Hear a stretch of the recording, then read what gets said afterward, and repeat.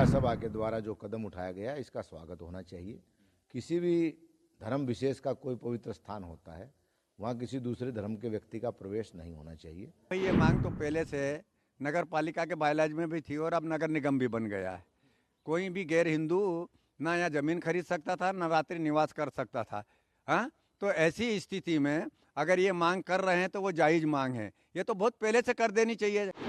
तीर्थ नगरी हरिद्वार के कुंभ क्षेत्र में गैर हिंदुओं की एंट्री बैन किए जाने की मांग के बीच हर की पौड़ी पर चेतावनी के बोर्ड लगाए गए हैं, जिसमें हर की पौड़ी पर अहिंदू प्रवेश निषेध क्षेत्र यानी गैर हिंदू की एंट्री पर रोक की चेतावनी लिखी गई है, जिस पर सुनिए साधु संतों का क्या कहना है।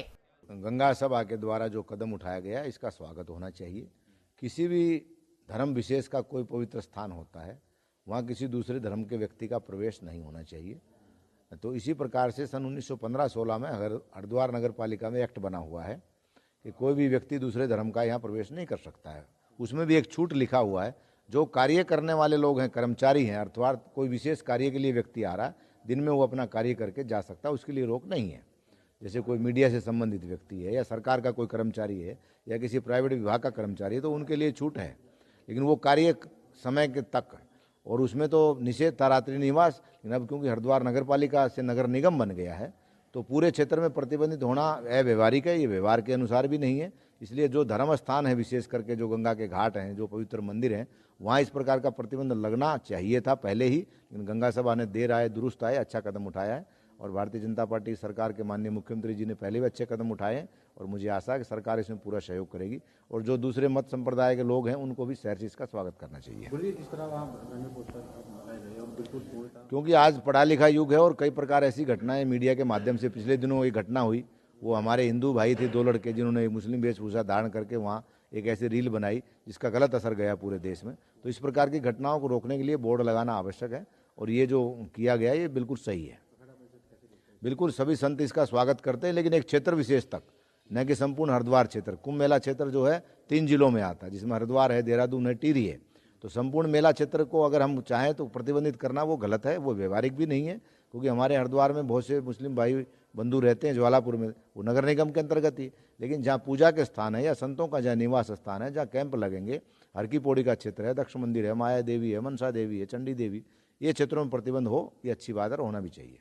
देखिए भाई, ये मांग तो पहले से नगर पालिका के बायलाज में भी थी और अब नगर निगम भी बन गया है।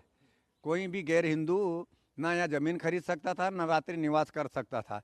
हाँ, तो ऐसी स्थिति में अगर ये मांग कर रहे हैं तो वो जायज मांग है। ये तो बहुत पहले से कर देनी चाहिए। और जिस तरह से हमारे सम्मानित मुख्यमंत्री जी लैंड जिहाद, लव जिहाद, समान नागरिक संहिता और बाकी बहुत सारे प्रकल्प उन्होंने चला रखे हैं, तो उसमें अगर इस क्षेत्र को, हरिद्वार क्षेत्र को गैर मुस्लिम क्षेत्र घोषित किया जाए तो, और हर की पौड़ी पे गैर मुस्लिम नहीं जा सकता है, तो ये होना चाहिए। ये कोई नई मांग नहीं है, ये तो पुरानी मांगे है और पुराना कानून बना, मांगे नहीं है, पुराना कानून बना है। उसे लागू करने के सिर्फ हम तो मुख्यमंत्री जी से आग्रह करेंगे कि जिस तरह से आपने लैंड जिहाद चलाया, लव जिहाद के ऊपर बोले, आपने समान नागरिक संहिता की और बहुत सारे प्रकल्प आपके नेतृत्व में चल रहे हैं उत्तराखंड की समृद्धि के विषय में, तो आप ये भी एक पुण्य का काम करते चलें कि जो बाइलाज है उसे सख्ती से उसका लागू करें, सख्ती से लागू किया जाए यहाँ पर।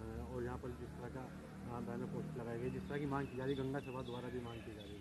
मैं कह रहा हूं कि कोई भी सभा द्वारा मांग की जाए, गंगा सभा भी दे रहा है, दुरुस्त है, अब वो मांग कर रहा है, ये तो हमारे बाइलाज में है कि यहाँ आ ही नहीं सकता है। संत समाज कैसे देखता है?